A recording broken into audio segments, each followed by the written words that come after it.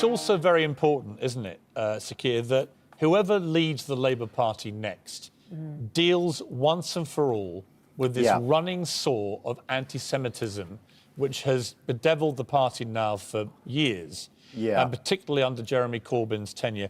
If you were to become leader, and you're the runaway favourite at the moment, what are you going to do to actually deal with this once and for all? I want to be absolutely clear that if you're anti-Semitic, you shouldn't be in the Labour Party. And we shouldn't complicate that. If you're anti-Semitic, you should be out.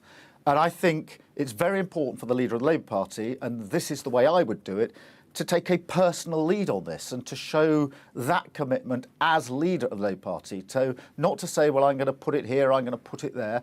Actually, a line of sight to the top, to the leader of the opposition. So, I would say, look, every Friday or whatever it is, I want a report on my desk setting out what's happening in relation to the cases that are outstanding.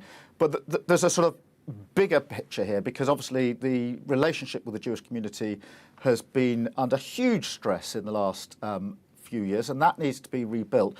So whilst I have in the past argued for rule changes, etc., the test for me now, and as leader of the Labour Party would be, I will only be satisfied that we've actually dealt with this when those that have left the party feel comfortable to return. And I never want one of our members or activists ever to knock on a door again and be met by the response, tragic response, that we've always voted Labour in this family, but we can't do so anymore because of anti-Semitism. And what do you think that what did Jeremy Corbyn do wrong when it came to dealing with anti-Semitism?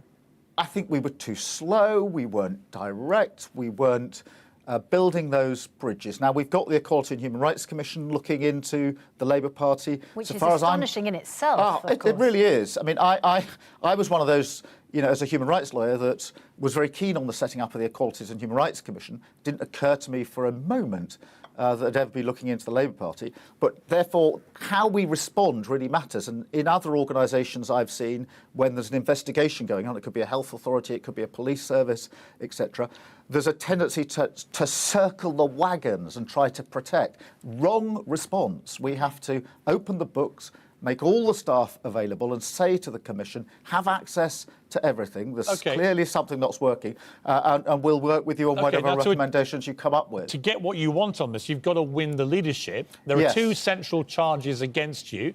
One is you're a man, and the second is you're too boring. How do you plead to both of those allegations?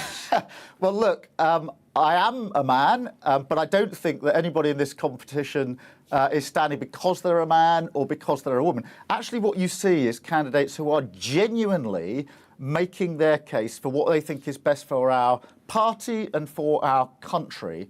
And our members then will make a decision. And I think it's the way in which we make those cases is very important. We're doing it, I hope, constructively in a positive spirit, because we have to model the unity that's desperately needed in our party. OK, well... And the boring allegation? Well, look, this is just cheap stuff that doesn't get you anywhere. You know I'm not boring. I've been on your show bantering with you. Last time you had me on for 16 or 17 minutes. We talked about all sorts of things.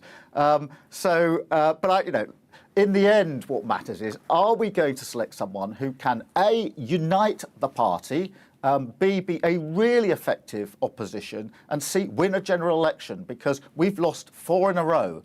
And I came into politics to change lives, to change things for the better for millions of people. And you don't do that in opposition. OK, well, Theresa May, in an effort to prove she wasn't dull, said the wildest thing she'd ever done was run through a wheat field. Can you give us something more exciting from your past? You've asked me that before. I could do, but I'm not going to do it on air. I didn't do it last time. She also danced at a conference. She danced, didn't she, when she came into her annual conference? Yeah. We look forward to you doing a little bit of... Do you dance, Keir Starmer? Well, it'll probably have to be Sweet Caroline, which is always played at Arsenal when we win, so not played so much this season. Well, I've got hope. There's hope. There's hope with Arsenal. There's hope.